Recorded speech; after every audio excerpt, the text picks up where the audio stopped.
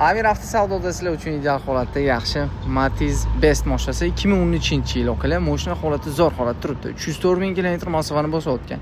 4 ta yangi yumshoq balolar qo'yilgan.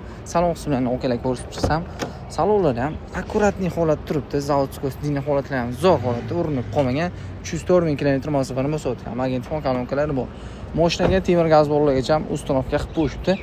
Texnik holatdan okalar hech qanaqa muammosi yo'q ekan. Mashina xullas olib mazza qilib minasizlar.